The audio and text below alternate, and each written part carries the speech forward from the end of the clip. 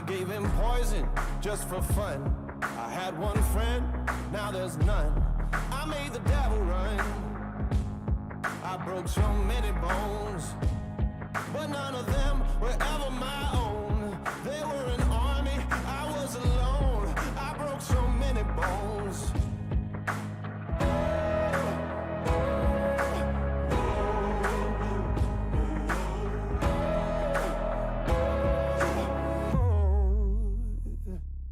I'm bad as bad can be, so bad that it's hard to believe. Oh, what they say about me. I'm bad, take a look and see. So bad that it's hard to believe. I don't care what they say about me.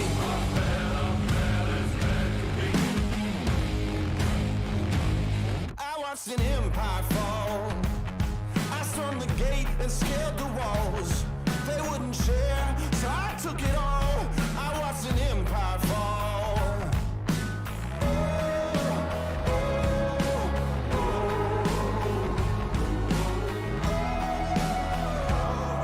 I'm bad as bad can be, so bad that it's hard to believe. Oh, what they say about me. I'm bad, take a look and see. So bad that it's hard to believe. I don't care what they say about me.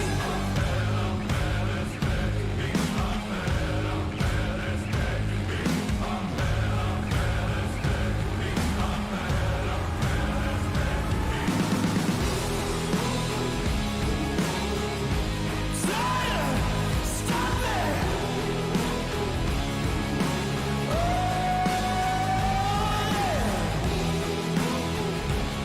You better watch out, here I come! I'm bad as bad could be.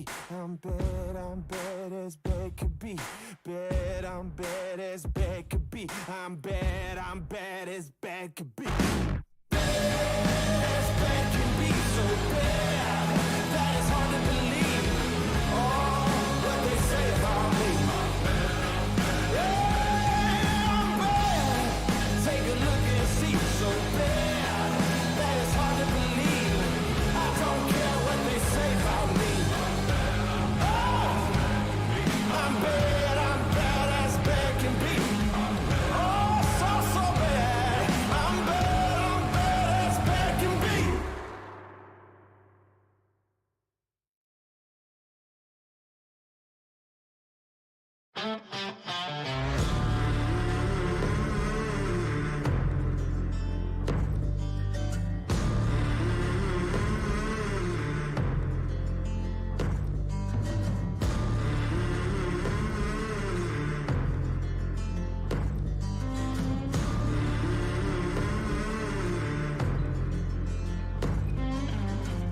Love broken and falling, damned old souls been sent to burn.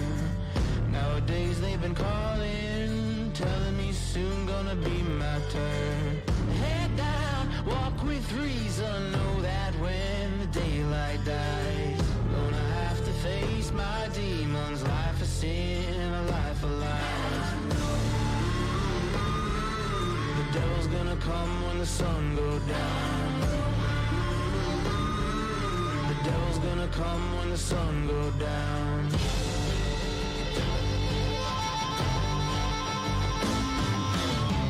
Gonna lay by the river, gonna rest my eyes, 'cause I know this time tomorrow there ain't gonna be blue skies.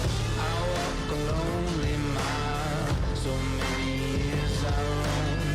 I'm sinking slowly, so low. Lord, won't you take me home? The devil's gonna come when the sun goes down. The devil's gonna come when the sun goes down.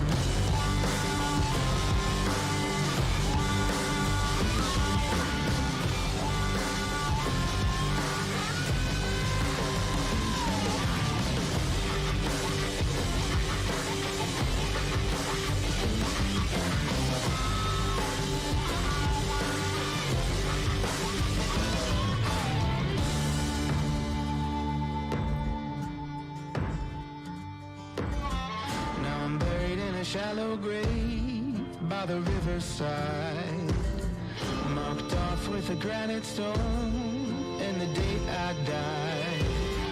Let down for no good reason, chose to walk the way I did. And now whatever I see coming up ahead, now the devil's gonna come when the sun goes down. The devil's gonna come when the sun goes down. The devil's gonna come when the sun goes down. The devil's gonna come when the sun goes down.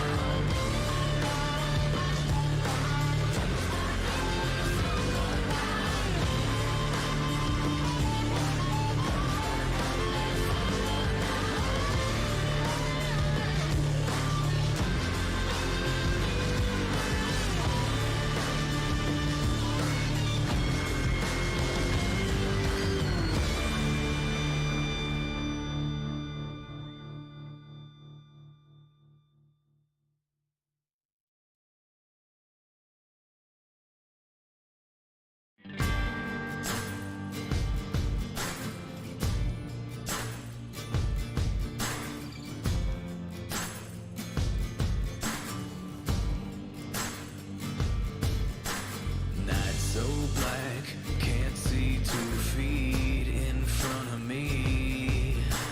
Lost the path, there's no road to recovery. Broke my back, no one can see I'm suffering. My life's off track, one day these walls will start caving in. Inside of me,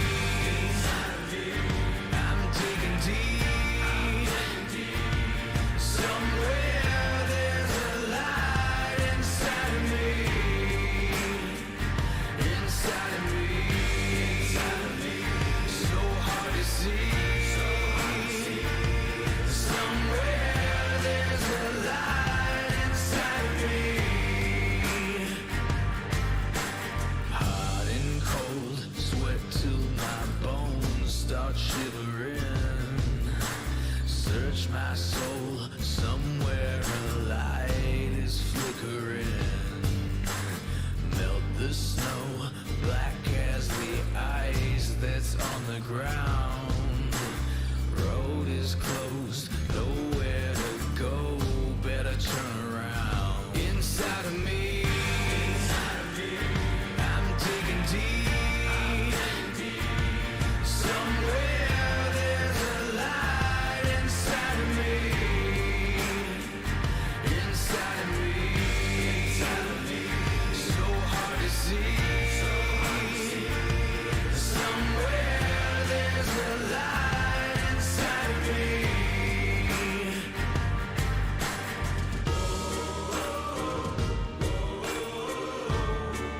I'm searching everywhere. My vision's hard to clear.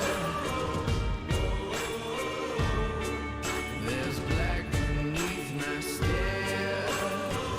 I search but nothing's there. I search but nothing's there.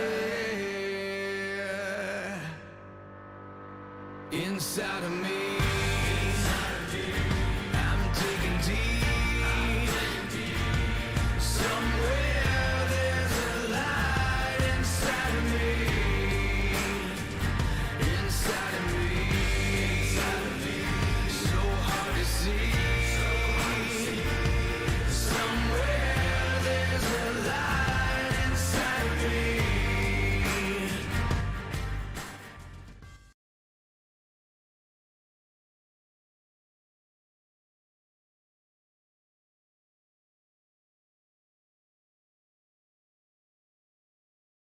Oh my gosh. Okay, apologies everyone. I really suck at managing this thing. I'm gonna unmute myself to Adriel and he's gonna hear my voice for the first time, so. Okay, can you hear me? I don't know if I have you muted anymore. Okay, now you can unmute. Hello? Hello! Oh my gosh!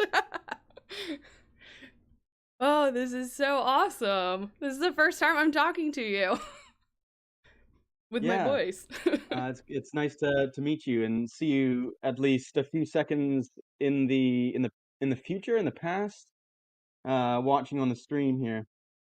Yeah, sorry about that. I haven't figured out how to do all the things yet, but I feel like No, it I'm looks great. 80% of the way there. Yeah, it looks very polished. Well done. It works. My brother says you look dapper. My brother is a Oh, big thank you. fan of such things. Um, so all right, everyone. Hello. We have 5 or 8 viewers right now. I really can't figure out how to justify who's where. We are streaming to Twitch, YouTube, and my Facebook page on Facebook Live. So I have like both my monitors are just covered in software crap. Everyone, this is Adriel. He has read Adriel, right? Yep. Okay. He's read 3 of my books for me. Started out with a audition for Why They Killed, which was awesome. Read my romance for me as well, and read Prince of Midwest, and did such a phenomenal job. So everyone, welcome Oh, thank you. Adriel. Hello, Adriel, why don't everyone. you tell us a little bit about yourself and how you got into audiobook recording and stuff? Well, first of all, thanks for having me. This is a really neat experience, and it's been a pleasure reading all 3 of those. And they've been completely diverse. It's a diverse collection. Each has been very different from the other, which I've enjoyed as well. Never know quite what to expect, I suppose, with your fiction. But how I got into audiobook narrating was kind of um, through hobbying. My first audiobook project was in 2014, which was recording a sort of curated fan fiction piece that my sibling had written, based on a format that I had created at the time, to build kind of like an online interactive Hunger Games kind of storytelling experience with about a dozen authors. And after that, I thought, oh, I just want to keep it going, so I recorded an audiobook of the character that my sibling wrote. And from there, I continued to read various things that I had written and friends had written, and slowly kind of immersed myself in the professional audiobook world. Slowly getting better and better at production and editing and the reading itself as well. Until somehow, I search my name on Audible now, and there are over 200 titles Oh my under gosh. my name. So it's pretty remarkable to have gone from such humble, unpaid, just for kick kind of beginnings to that. Oh my gosh, that's insane. 20 titles or 200 titles. Wow. Yeah. I'm doing my To 10th be right now fair, and I feel like yeah, overwhelmed. a lot of those are one particular project that I recorded, which was about a 20 something hour, very dry, old fashioned Christian kind of like exegesis book, which then the client released by chapter, and so I think there are maybe Mhm. like 50 chapters. So that boosted my numbers for sure, but there are a good number of individual titles up there as well. Okay, yeah, that's awesome. Yeah, the dry stuff is the hardest. I recently got asked to do a finance book, and Ooh, yeah. I was like, "Oh, okay," but they haven't gotten back to me yet, so Oh, I haven't finished it. well, maybe they're struggling with some financial troubles. And I just want to say this, not to be rude or anything, but you do not sound at all over Discord how you do when I listen to those audio files to proof them. You sound like a Well, completely different person. part of that is because I'm using a laptop microphone, and part of that is that there's a conversational voice and there's an audiobook voice. As someone who's recorded audiobooks, I hope you can relate to that. But I speak much lower, and as in like lower as in volume, and Hmm. also that lowers the tone kind of as well. But then you have a quality microphone and a certain cadence when you record audiobooks. So I never thought I about hope, it. I think I yeah. sound the same. But I have Okay, had well, people listen to my books and they're like, "That's not you." But so yeah. I don't know. That's fascinating. Okay, so second question. What what's your favorite book that you've narrated and why? Well, that's a tough one to answer simply because, there has been so many, and like when you're asked your favorite novel or your favorite band or whatever, they're, often your favorites are not comparable to each other. Mm. And so when I've answered questions like that, I've dodged sometimes by saying my favorite of this genre or my favorite of that Mm. class. But if I was to give a single straight answer to that question, I might answer the the Lion, the Witch, and the Wardrobe, Yes. which I was asked by a client to record at the end of 2019 or beginning of 20. I've mixed up all my years, but that's one of my favorites simply because audiobooks are a relatively new medium, at least in popular as a popular medium. But as a child, the one kind of series of audiobooks I had was the Reader's Theater of the Chronicles of Narnia that my family put on tape in the old GMC Astro van as we drove from the West Coast where we live to the East Coast where my extended family were. And so, as an adult, as a professional narrator, to put my own voice to audiobooks that I still kind of remember the voices of was a really special experience. And so that as an experience, not it was a fun children's novel as well, but as an experience, as a narrating experience, that was really rewarding. Yeah, that's awesome. I think I saw that on your Bandcamp, maybe, that you had Lion the Witch and the Yeah, Wardrobe on there. And I was like, yeah, oh my gosh, that's so cool because Chronicles of Narnia is by far my absolute, one of my absolute favorite series. And I actually yeah. catch a lot of flack in the fantasy world because I like Lewis better than I like Tolkien. Oh dear, dear, dear. And That's yeah. fair. It's so much more accessible. And to argue Lewis's case, like, he didn't care about these constraints that can often be kind of limiting, and obviously, to argue Tolkien's case, there's I won't argue Tolkien's case, but I think as you said, the fandom will do that for you. But no, I think that that's a valid favorite series, and it was a lot of fun to read. Yeah, I think the version I had, I don't know if it was Reader's Theater, but or like if they had something in common, but it was Focus on the Family's Yeah, dramatized version of that. Is yeah, that the same thing? yeah. Yeah, I love that Peter, one. son of Adam, you have forgotten to clean your sword. And that's David Suchet, who is amazing. Yeah.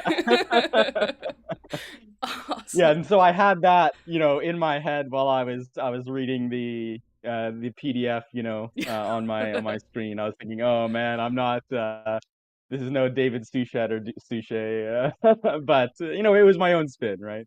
Right. Yeah, exactly. Yeah, no, that's so awesome. Um Okay, so let's see. What is the most challenging thing about producing audiobooks? And maybe you can talk kind of in a progression, like what used to be challenging, that's no longer Yeah. challenging, and what is something that's hard now. I mean, yeah, that's back in the I mean, when I got started, I slowly immersed myself in the world of audiobook production.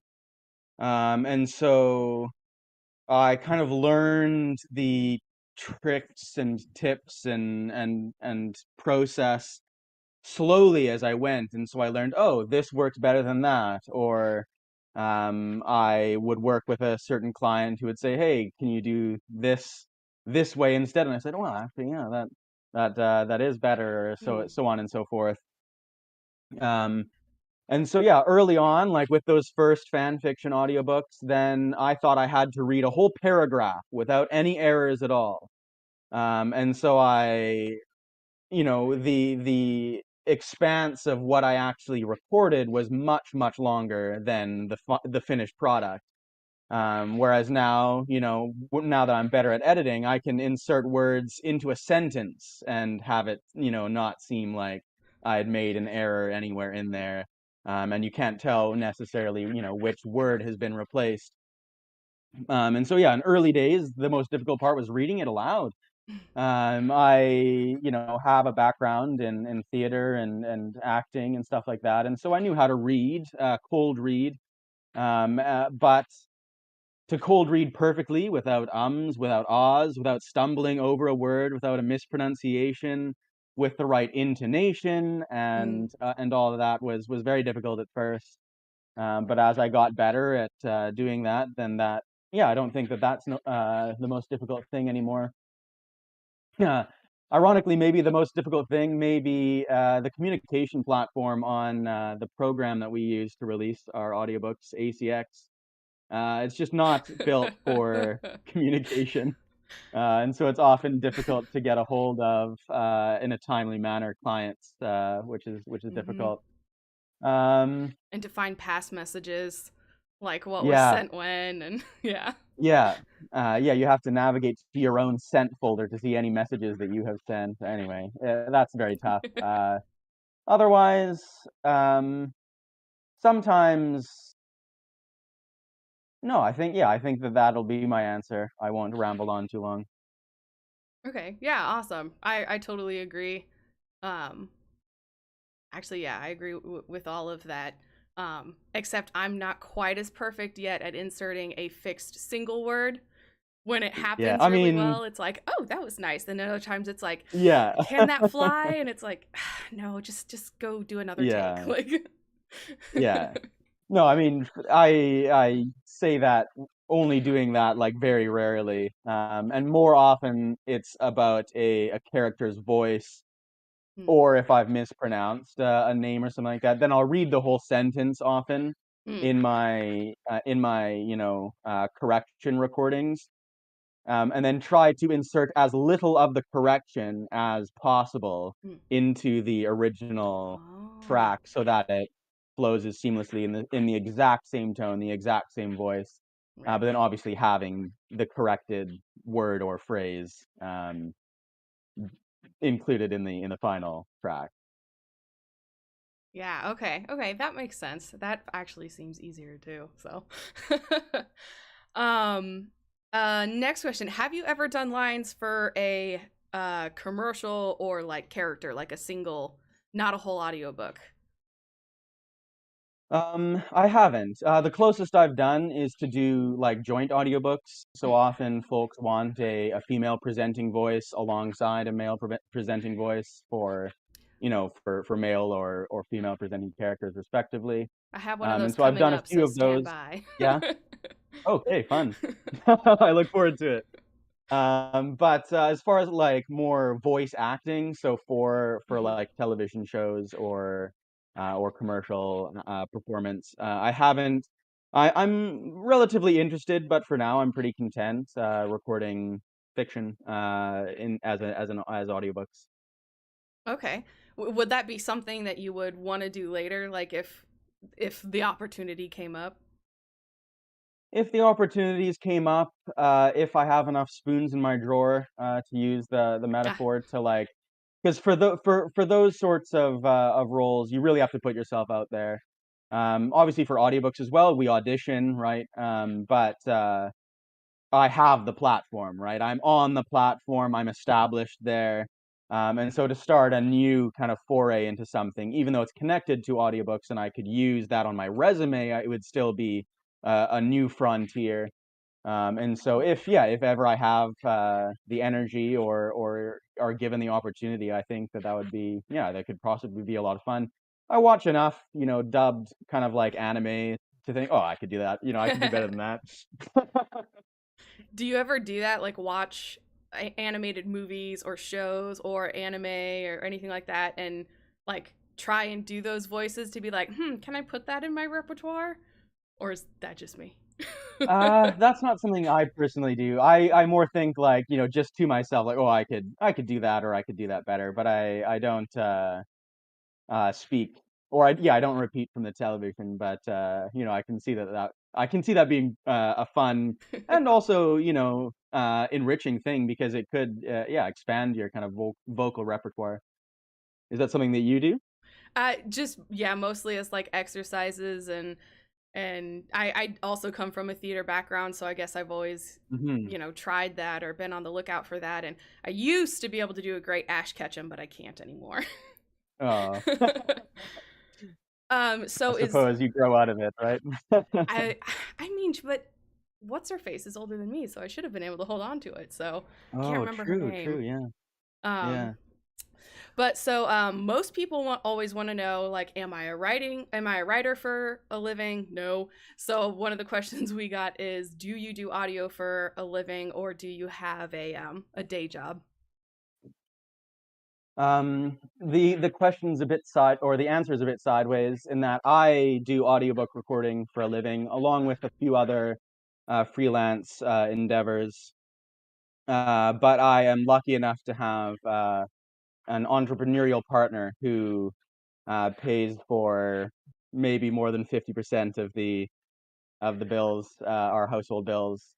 But I learned before I really dove into audiobook production that conventional employment was not for me, Mm. for various reasons of survival. And so I was very fortunate to have an understanding partner who allowed me to look into the arts and invest my time in establishing something that did pay for bills.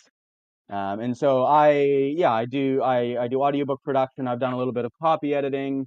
I've designed some tabletop games, tabletop role playing games, and I'm also a part-time professional game leader for some tabletop role playing games.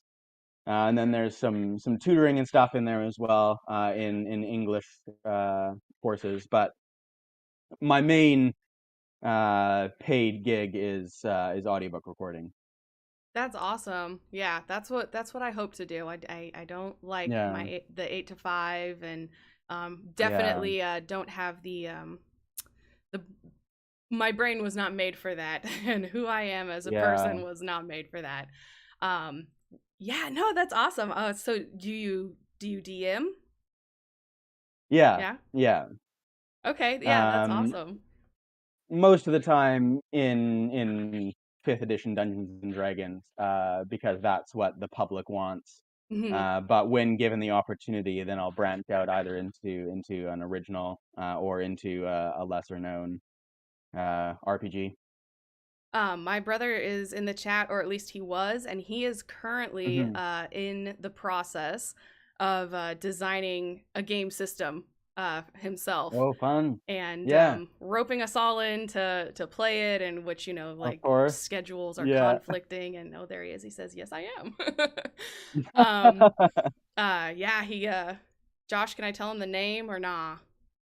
But yeah, we play D&D, always have, you know. Yeah, Hero Quest was our gateway drug, and yeah. um you know. I found a copy of that at a local thrift shop for $3. No way. And so friends of mine and I played through the entire like box vanilla Uh-huh. quest against, I can't remember now the name of the wizard, Zedur or something like that. But it was a Hmm. lot of fun. Yeah, no, that's fun that you played as well. I'm sure that in do you lead games as well, or do you play as characters?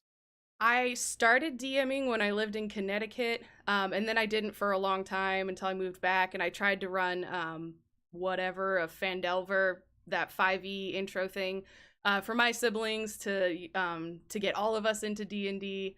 And I couldn't do with the prep. I'm an outliner and just it was it was Yeah. overwhelming, and I'm way more happy to RP while my brothers have Yeah. been my DM for the last almost 2 Oh, years. fantastic. So Yeah. yeah. Oh, he says go for it. So the system he's making is called Threads of Fate. I made Mm. a logo for it, and Oh, fun. he's looking to finalize it, and as soon as he can force us all to play and lose and figure out what's broken and what needs fixed. So um Well, tell him to publish it on itch.io when he's got something presentable, and I'll look into it because I enjoy looking into original RPGs. yeah, that's awesome. The way it came about was he was really unhappy with how few dice you get to roll in D&D. And so he Oh dear. wanted to make a system where you get to roll more dice. Oh wow. I um did the opposite oh with my no. first and most fleshed out. I thought too many dice, and so I stripped it back to just the 20-sided dice. Oh my gosh. Oh no. uh so not a dice goblin then?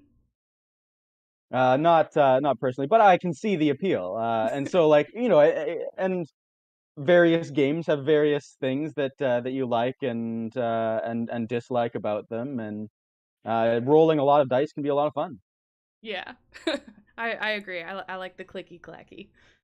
Um So that kind of takes care of the next question, was what are your hobbies outside novels and narration, which actually leads me into one of my questions, which was, I was curious. So you mentioned,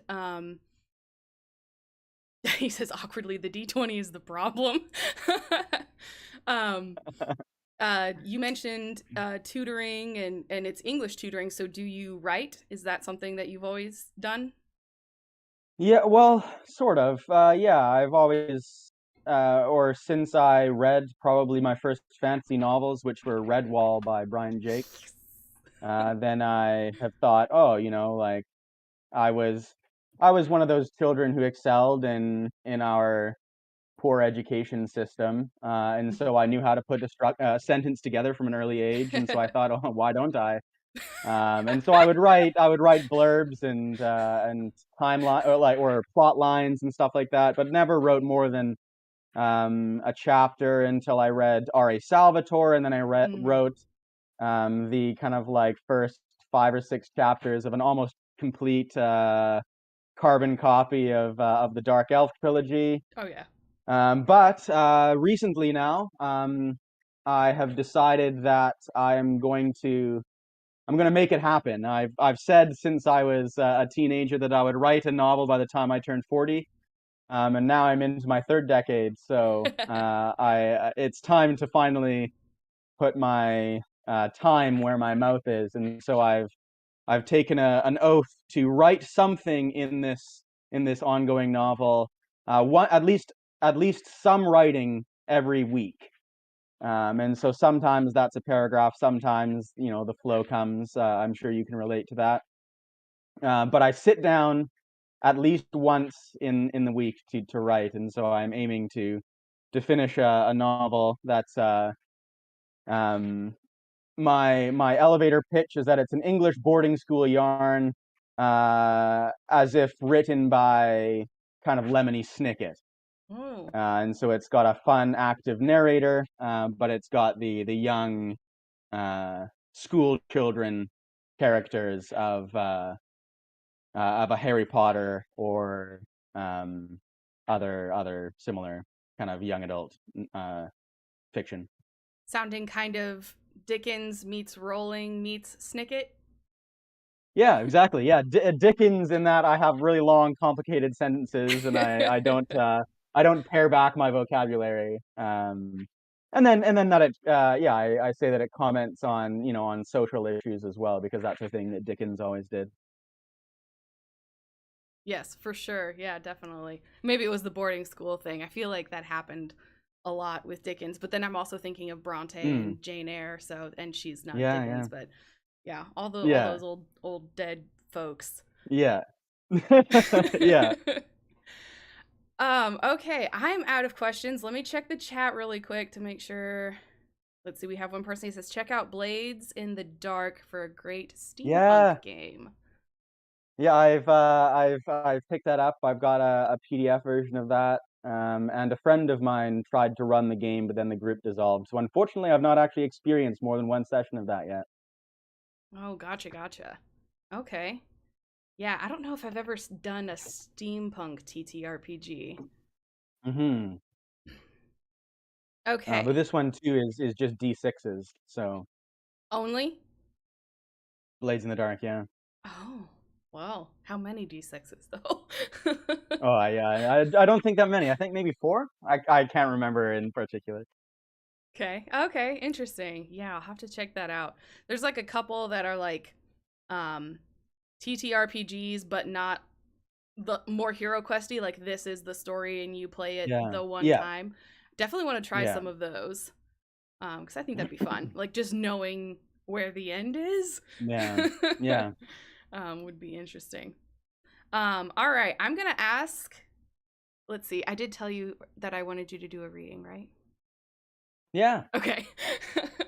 um, gonna let you do a reading of a few pages from Prince of Midwest. Feel so bad for my book. I've like hardly talked about it in the last 40 minutes.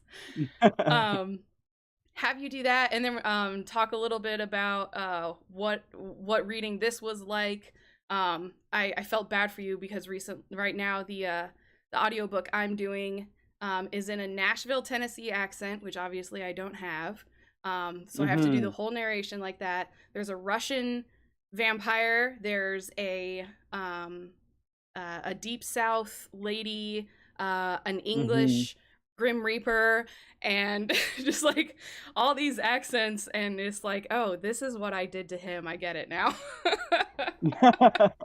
It's fun to do that, and then as long as your author is forgiving you a few hundred miles of distance if your Tennessee is a little bit more from a state over I or what have you, then it can be a lot of fun. I'm pretty sure it's bordering on Florida Panhandle. So, Hey, I'm sure uh, it'll be a lot of fun to listen to though. yeah, it's fun. Oh, there's an Australian one in there too, and Oh, so fantastic. yeah, which with the That's English tough. and the Australian, Yeah. I'm like, I don't know if I'm differentiating enough. As long as you're not having a conversation between someone from New Zealand and someone from Australia, Yeah. that would trip me up real bad. Well, when I was doing the Australian, I was like, this is way too Kiwi. Like, Yeah. I'm gonna have to go back and listen to this again. Yeah. Oh, fair enough though. That's tough. It's tough. But yeah, I thought I would read the sample that we selected from Prince of Midwest, if that's agreeable. Yeah, absolutely. I'm gonna turn myself off and turn you up a little bit. All right, take us away. And I suppose the disclaimer is that yes, it will sound a little bit different in the audiobook itself. It'll be recorded better. Forgive my laptop. Taking one last drag of the smoke, Silas said, "Find the king's son, the prince. Put him on the throne, and soon enough a good man will rule, bringing security back to the empire. This will save your soul."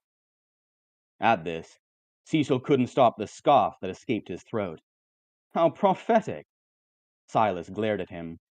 "King Marcus's son died 8 years ago, as you said," Cecil explained, spreading his hands wide. "The whole world heard that. The king died, the prince died, and the Duke of Dakota, originally the eldest son who abdicated the throne, swooped in to rule for the time being. A steward, if you will." He smirked, no doubt comforting the French queen. Mm-hmm. Silas nodded, dropping his cigarette and stamping it out with a great black boot. "Find him. It's the only way." "Find the dead prince," Cecil repeated, nodding sarcastically. "Right on it, boss." Honestly, I love that side of him. "Put him on the throne, and soon enough a good man will rule," Silas repeated. He looked over his shoulder for something. Cecil couldn't see before seating himself behind the desk again to write. "Where do I start?" Cecil asked, doubt creeping into his dead heart. Silas's pen stopped scratching the rough paper. Sometimes a person of high repute, or even a political spy or bounty hunter, goes missing. Or someone says they found them dead in a gorge, but there's no body, and no one knows who found the supposed expired victim. He tapped the brim of his hat with his metal pen. When that happens, the people say, he went down to the Chateau d'Oubli. Cecil readjusted in the seat, trying to follow the vernacular of the ecclesiast. Is that an American saying? What's it mean? Silas started writing again. It's a place no one thinks exists. Does it? Silas signed his name and started to fold the letter. Enraged at the churchman, Cecil leaned over the desk to get into his face. Listen, preacher, he growled. I have no time for games. I've lived long enough to know that you are no longer welcome here, Silas grunted, flicking his hand towards the big red doors. A lurch grabbed at Cecil's back. Oh, no, he sighed. With an invisible jerk, he flew back down the aisle, hitting a pew on his way out, and slammed into the doors. They burst open, releasing his soaring body back onto the street with a muddy splash. Preacher! He shouted, staggering to his feet. He ran to the doors, but an invisible barrier kept him out. Roaring like a lion, he flailed his arms uselessly towards the church. You have to help me start! Where do I begin? I don't even know the damn royals' names! Find the Chateau d'Oubli, Silas's voice called out. The inside of the sanctuary went dark, but Silas appeared, walking towards the doors. He gripped them to close them. How do I start? Give me something, the vampire begged. Silas looked out towards the town. Find trouble. Ask about the dead prince. That ought to get you started. If you get caught, you're headed in the right direction. He slammed the church doors shut. Defeated, Cecil sighed and looked up. Did it have to rain? He screamed to the sky. My nicest clothes are wet now, and muddy. He moaned despondently and pulled open his coat to inspect the bullet hole in his silken shirt. This will cost a fortune to fix, preacher man! No sound came from the inside of the church. Fine, Cecil huffed, fluffing his cravat as best he could despite the rain.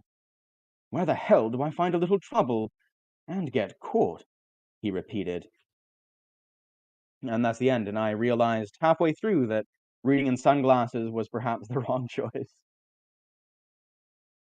Sorry, I forgot to turn my sound back on. Yeah. That was awesome. I love that chapter a lot. It actually didn't exist until December of last year when I started rewriting this book. Is that right? Yeah, this is the only novel I've worked on for more than a year, and I started it back in 2015, back when I was a way worse writer than I am now. And just I mean, give yourself a bit of a disclaimer there. Don't mean to brag, but this is the only novel that I've worked on for more than a year. I don't know how long everyone else works on their novels. I try and get my big ones done in a year. Yeah. But I think that's pretty admirable. I mean, as I said, you know, the novel that I'm working on, I've started and stopped, and technically it's been worked on for more than 5 years. So. Well, I mean, that's okay. The ones that I'm gonna do after this dark fantasy series that I've been working on, as well. I started when I was 14, so that will be the longest one. Fantastic. That's great. So I've really only been disciplined for the last 3 or 4 years in writing. They've been prolific, but yeah, before that it was just a book a decade. So, which ain't bad either. But that just means yours is going to be great because you've had time to think about it, roll the ideas. Exactly, around right? in your head, and you know exactly what you want to say, and you've taken in all these other stories and And that first stuff. chapter, wow, it's been edited more than any novel ever. It's always the first chapter. I feel like that Yeah. about several of my books. It's like Hmm. I need to cut it out of the document and put it somewhere safe, so I stop looking at it. Except for the chapter I just read, you said, which was a late edition, hey? Yes, it came around. I wrote a short story that was actually Silas was the main character, and I liked him so Okay. much that I was like, you Yeah. know what? The and I had to change the whole reason Cecil was going into the Chateau d'Oubli, and I was like, oh, this is such a better opening, and we got way more flavor of who Cecil was for a Yeah, yeah. character. And um let's see, we got a few questions from all the different chats. The first one was, um, and I'm assuming this is in reference to Prince of Midwest. We were asked, who's your favorite character? Or who was your favorite character, if you had one? Who was my favorite character? Um, well, I suppose I'm cosplaying as Cecil, so I should really Cecil was definitely. Yeah, I think actually, yeah, Cecil was my favorite.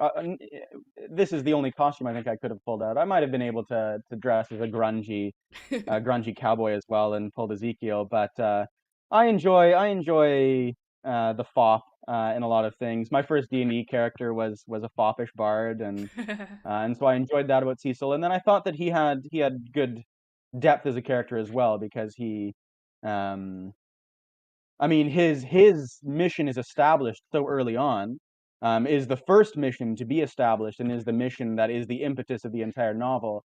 But he, is shown to be willing to adapt that mission and to possibly even give it up in service of those he cares about, without giving any hopefully spoilers. And so that I thought was strong character writing, and I enjoyed that arc. Okay, awesome. Yeah, I definitely like Cecil as well. I think my favorite character, unfortunately, was again a late addition who didn't exist till the rewrite in December, and that was Rue DeMarc, who is like Mm. a side character, um yeah, I had to kind of retcon myself so that way I didn't give him up entirely. But yeah, I liked him a lot, and I don't know why. I imagined him as like the little red mage from the original Final Fantasy, and Hmm. so that's what he looked like in my head. Perfect. Okay, favorite part of this one. I'm assuming this book as well. So favorite part of reading this one. Well, to take that almost literally, my favorite part was probably the part with the pirates. As in part, I think it was part two, no, part three, right? Was the pirates? No, part two, because that was It the was part two. weird Okay. little middle bit.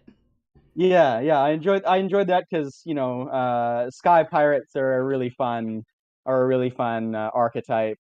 Um, and uh, and I enjoyed their adventures, and then the establishment of the kind of I noticed in the little warm up reviews that you had dotting your stream beginning soon Hmm. screen. One of them compared it to Count of Monte Cristo, and the bit that did make me think of Count of Monte Cristo was when Ezekiel establishes himself in the manor house there, which came on the tail of the pirates part, Hmm. or was sort of involved in that part. And so yeah, I think that was my favorite part Oh, wholesale. yeah, awesome, awesome, great, awesome. Yeah, I added a few more chapters to that one, and I'm glad I did, because I loved Satoshi, and I loved Sky Hmm. Pirates, and one of the things I want to do in this world is have a Sky Pirate adventure story. So, Right on. Excellent. I look um, forward to that. and yeah, it's 100% Count of Monte Cristo. Hmm. um, Alexander Dumas is one of my favorites. I love everything he wrote. I love all those like French adventure novels, Three Musketeers, Man in the Hmm. Iron Mask, which there's a little bit of that in here, and um, Hmm. yeah, love all of those. Plus, I made America Did French in you this have one. you have you read the entire Musketeers saga with the um Madame de Villiers and 20 Years After and all those? I started 20 years after some time ago, and I never Yeah. finished it. And but that's because I've run out of time, and I've yet to find a decent audiobook of those. Mm, And that's why I produce audiobooks and get audiobooks of mine, is because I am the person who doesn't have time to sit down and read, and so I know other people yeah, don't. And yeah. so the accessibility. But yeah, I want to read those because I love D'Artagnan. When I get a dog, I'm gonna name him D'Artagnan. Oh, yeah, And just that whole, like, I didn't know there was more after Man in the Iron Mask until a few years yeah, ago. yeah. And I was like, oh my gosh, more Musketeers! I gotta read it. Do you listen then to the John Lee audiobooks? I have not heard of him. No. Okay. He's perhaps my favorite narrator on Audible. He's done I mean, he's done a plethora. I think he's got thousands of titles on Audible. But he's done most, if not all. He might have done most of the Musketeers saga because he did recently the newly found addition to the Musketeers saga, the Red Sphinx. But then he also read The Count of Monte Cristo, which is a fantastic audiobook. And then he also reads. I haven't listened to these because I working from home, I do have time to read papers, so I'm privileged in that way. But he's read the audiobooks of one of my favorite authors, Tina Mieville, as well. So I just thought that was a fun trivia that my favorite narrator read one of my favorite authors. But That's anyway, I awesome. No, that's digress. good.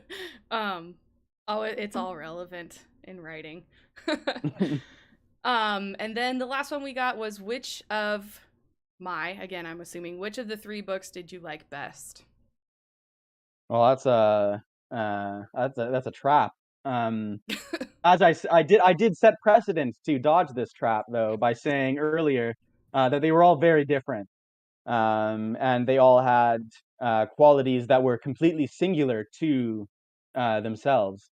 So we have, our vampire steampunk and Prince of Midwest, which was a lot of fun, and then we have the romance and the supernatural kind of element, the Celtic mythology in these darker streets, and then yeah, it was kind of a Mad Max zombie vibe in the Waksha virus novelette.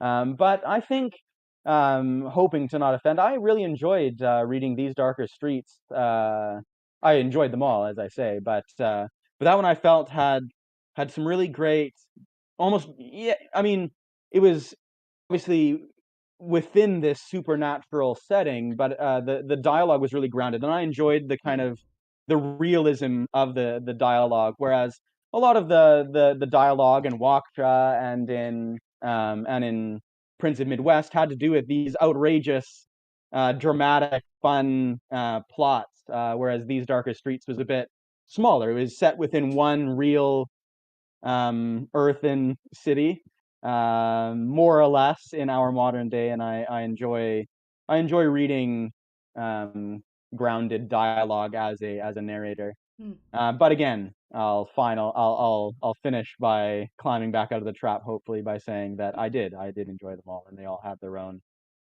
qualities. Thank you. I never thought about that with These Darker Streets. And I think, and honestly, it was my least favorite one to write because Is that of the right? modern day. And it's Okay, just like, to yeah. me, it's like, it's not fantastic. It's not dramatic. It's not fun. No, um, no, like again, yeah, I enjoyed that, the groundedness of the characters, and though they were dealing with magic and the summoning of powers, and stuff like that, but there was that very modern, very human heart to it, which I enjoyed. we got one more, and I'm not offended. That's fine. Favorite type of plot trope? Favorite type of plot trope? Oh dear. Um, oh, it's tough. I should really read tvtropes.org more. Mm. I can't remember the names of any of them. But I would say maybe found family. I really enjoy found family, especially in visual media. But that was a thing that I really enjoyed about Prince of Midwest, was that these disparate characters who hate each other half the time still choose to spend their time with each other, because they have found that deeper bond of family that allows them to hate each other from time to time, but then keeps them together as a unit. That was actually a feedback I got from a beta reader who this was the first time they beta read for me. So I didn't Hmm. know who they were, but they were like, it's so violent and dark and everyone's so angry. Like, why are they hanging around then? Why don't they just go their separate ways? And it was like, well, I feel like, and they know they wouldn't be able to get these things done if, they Hmm. didn't have these people who had these unique abilities and, Yeah. assets they were bringing. And it was like, oh my gosh, I freaking hate you, but I want this more than I hate you. So, Yeah. That's exactly. I mean, right. That comes across in that they need each other. Um, and I hope that they, especially again with Cecil, like Cecil clearly he's kind of the glue, I think, that holds the party together in a lot of ways. But he certainly has a deep love for his found family. oh, for sure. Definitely is more capable of love than the other people. Yeah, true. All right, let's see. We are good. Do you have any final questions, thoughts, takeaways, anything and then after that, any advice for people? Um Well, my question, I think, yeah, I have a question for you in that. So you say that finish a novel a year, or under a year. What's your regime? How do you discipline? What is your discipline that allows you to be prolific in that way? um well, so I do more than a novel a year because I'm also a ghostwriter. I do 3 or Oh 4 wow, novels a year. Um wow. and it's so weird because I actually, like, as far as I know, I have no self-discipline. I cannot rein my own will in. I'm very governed by my base animal desires, except when it comes to writing. Okay. um and so I think my prolificness is definitely a god-given talent. Hmm. um but like for my own stuff, I wake up at 5 a.m. every day. I go make my coffee, and then I sit down and I try and write for 2 hours on my own stuff, Hmm. depending on, what part of my own stuff I'm on right there. Am I writing the first draft? Am I editing? Am I doing my own developmental edit? But those first 2 hours are mine, and I don't do anyone else's work in that time. Hmm. Then I have a regular 8 to 5, and I can't work there. But every lunch break, I take my laptop, I go somewhere else, excuse me, in the office, and that's when I work on my freelance editing or my ghostwriting or whatever the writing freelance is that I have at that moment. Hmm. Then when I go home at night, that's when I work on the audiobooks, because that's when I'm at home and recording. And Yeah. yeah, I work easily 14 hours a day. Yeah. Wow. Um, but I Have you love. have you experienced burnout? Oh yeah, Yeah. definitely. I think it's easy because where I moved to, I well, which it's actually sad, but like I have no family or friends around here, so I don't Yeah. have anyone Yeah. distracting me to go hang out. Yeah. I do play video games at night with the guys who I used to know back in Ohio. Um, Hmm. but yeah, I do experience burnout, and actually, I was thinking this this NaNoWriMo coming up in November, I'm gonna do a rewrite of something because I just don't have it in me right now to write something new. Hmm. Years ago, I wrote the sequel to the Waukesha virus novelette, Hmm. but haven't been back to that. And I was thinking maybe this November, I try and get that finished. Um, but yeah, no, I'm busy all the time, working all the time, and I'm hoping one day that I'll just have enough freelance so that way all I do is read, write, and Yeah. narrate. I do love tutoring. I'm a teacher at heart. I used to adjunct at Yeah. universities, and Yeah. but I don't have that opportunity here. And so, you know, Yeah. it's like, when I'm at the day job, I get frustrated that I'm not writing or editing or working on Yeah. something else, because it's like I have so much work to do, but it's Yeah. not here. Well, it um, sounds like you've more than earned a career in the arts, but I'm sorry that the way our world works has not yet allowed you to only do that. That's really difficult. It'll happen one day, and then the world won't know what hit it. Excellent. I look forward to that day. Well, Adriel, thank you so much for chatting with us today, taking our questions, and thank you so much for working with me. I know I'm not the super easiest person to work with, so I greatly On the appreciate your contrary. patience. And well, you're great. Like, I know anything I throw you, you can do, and so it's great having you in my my social circle. I Yeah, really it was enjoyed it was working a with you. pleasure to work on Prince of Midwest. It's been a pleasure to read your previous novels. And this conversation was a lot of fun. So I'm really glad to have been invited to this and to participate. So thank you so much. And thanks to all those who are watching. Get yourself a copy of Prince of Midwest, whether in audio or not. Hopefully I've advertised my voice decently enough that you'll consider the audiobook, but definitely read it regardless. But yeah, thank you, Abby, for having me. Thank you so much, and have a great rest of your weekend. You as well.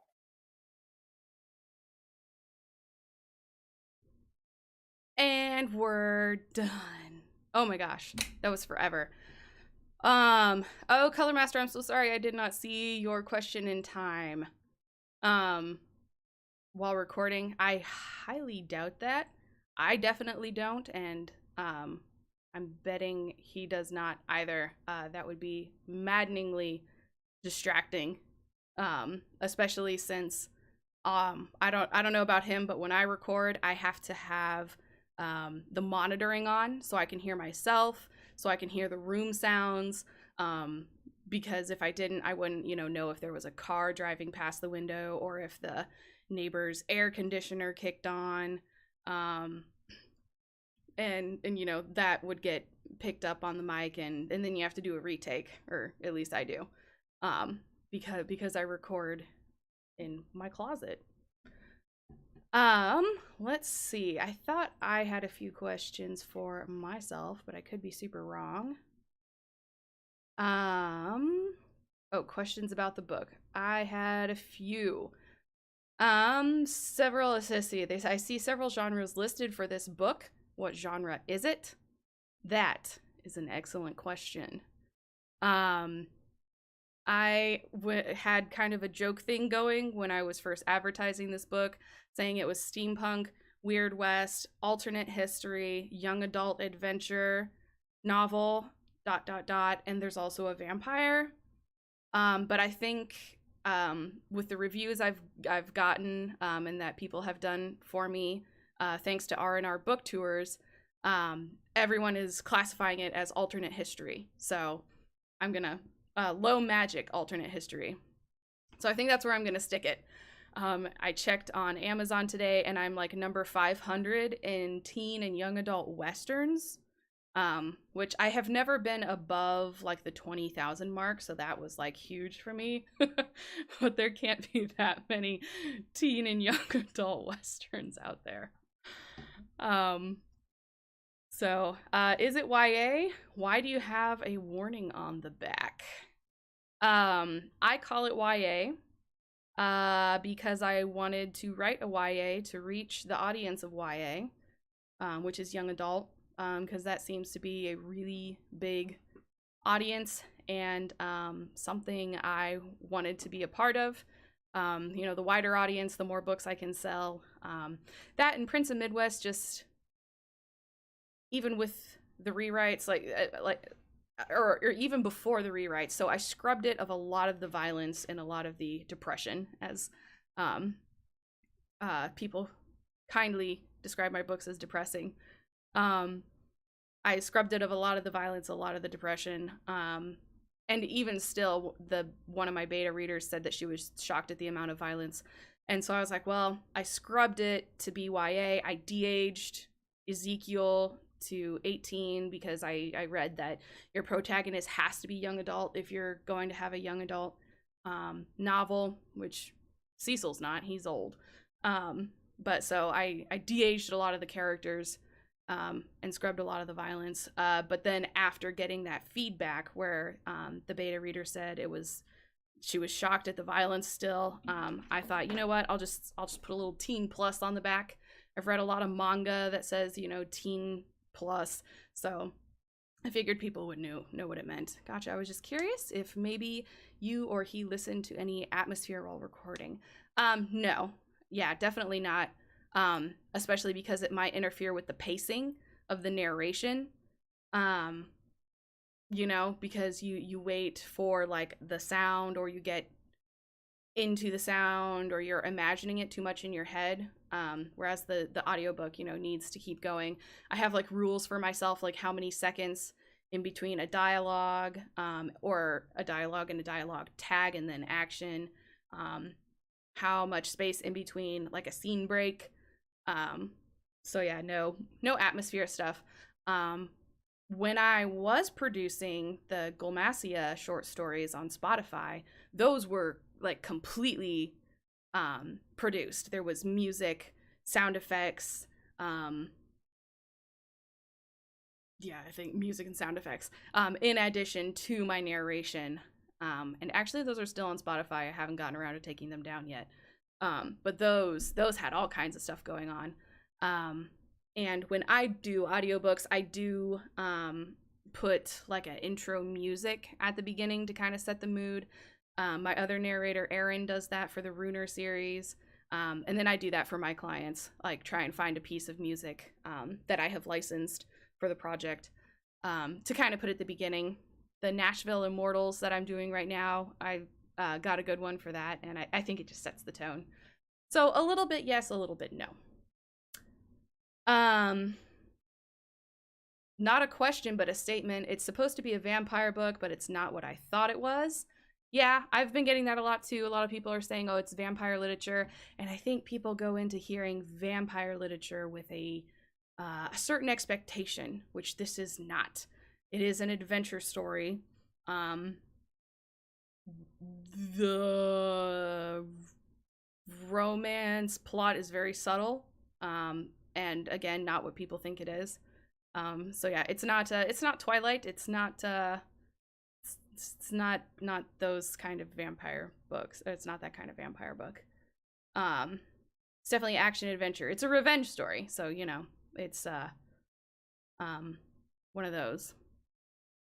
Are you going to make this a series? Yes and no. I'm going to write other books in this world, but it is not going to be a series that you have to watch or read. Sorry, I just read the word watch. Read in any order. I am currently outlining another book in this world, but it will also be a standalone. So this is a standalone. All right. That is everything. Let me check the other chats. Other chat is quiet. Awesome. All right, so before we go, I'm going to show the teaser for my next upcoming book, which is Season of the Runer Book 3, The Eldritch Hunt, which I'm excited about and was working on just before this. So I'm going to show that teaser before we announce also our Rafflecopter winner, who I need to find the name of.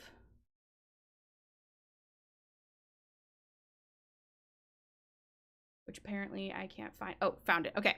But before that, I would like to show you the teaser for my upcoming book.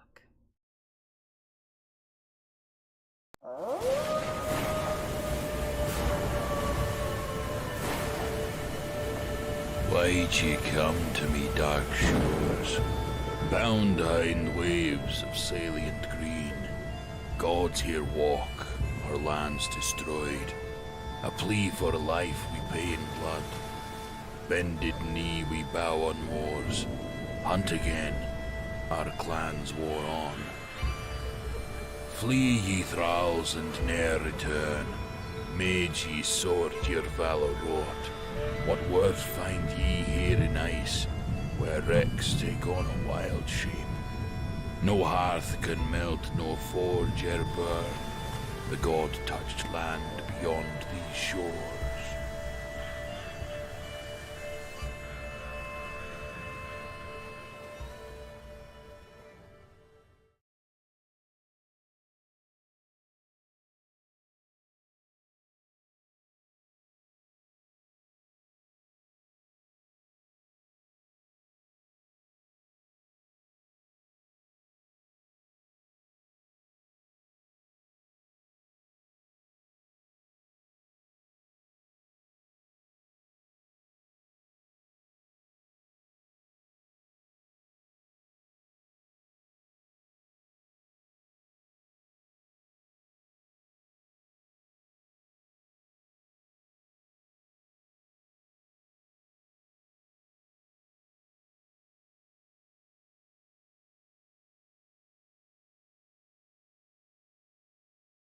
Thank you. Thank you very much. Sorry about that. Wunderbar. I forgot I muted myself. I have way too many things open, way too many bouncy bars, and way too many scenes and sources. That was awesome. I'm going to cut that out of the upload. All I was saying was, let's see. Yes. I said that I love my other series, but I love this one too. I put a lot of effort into this one. If you haven't read the blog post over on my website, you can go read that. It's just a tiny snippet of the story of how this novel came into being and all the work that went into it. I didn't mean to boast earlier saying that it's the longest thing I've worked on and it's been 5 years. But that's just me. I finish projects. Except for this one. I did not finish this one. But I'm happy that it exists now. I think it's a lot of fun. I like adventure stories, and I think adventure stories by definition are the ones that go all across from different places and a lot of things happen. It's very Odyssey-like, in that there are a lot of events. He meets a lot of people, he meaning Ezekiel, my main character. Meets a lot of people and, just goes on this huge hero's journey. It's also full of redemption arcs. I love redemption arcs. Boast nicely, Draco. Yes. Boast nicely, Draco. I need to learn how to boast nicely. I feel like that I boast a lot. So maybe I should cut that out. But if you feel so emboldened, you may reach out to me for a free ebook or audiobook copy if you would like to try the story in exchange for an honest review on Amazon and Goodreads. The audiobook codes, unfortunately, are only good for North America, UK, EU, Australia, and therefore New Zealand. I think that's it. But yeah, so if you are in one of those areas and you would like the audiobook read by Adriel, who was here with me earlier, then you can have one of those. Happy to give them out in exchange for reviews. Chrissy says it's a great read. Do it, guys. She would know. It's better now, Chrissy. She was one of my beta readers, not the one that I complain about all the time. And it's so much better now, based a lot on her feedback. So I think that is all I have. I'm going to copy and paste the how do you undo on Google Docs? Okay, there we go. Copy and paste the link in here in case anyone wants to go check it out. Some reviews are already up, and hopefully that'll give you a little taste of what it's like, if it's your kind of thing. If it's not, then it's not. That is all I have for everyone. Thank you so much for the people who hung around and watched and listened to me and Adriel talk. I hope you enjoyed meeting him. His Instagram is up here. That is the best way to get in touch with him right now. He doesn't have a website. He does have a Bandcamp, which I think is linked on his Instagram, so you can go and listen to the some of the recordings that he has. If you want to hear him, he has read 3 of my books, so you can also go on there and listen to those samples if you want to hear him as well. That is all I have for you guys. Thank you so much for hanging out with me today, and thank you even more if you pick up a copy of Prince of MidWest. If you enjoy it, please send me a message. I love seeing evidence and hearing evidence that people actually have read my books. Tell me your favorite character. Tell me what part you hated. Tell me what was great. Tell me a part that made you laugh, etc., etc. Anything about it. I would be happy to hear. So thank you so much again, guys, and I will see you all in November for the next release of Season of the Ruiner, Book 3, The Eldritch Hunt. In the meantime, please enjoy Prince of MidWest. Thanks so much, and I'll see you guys around.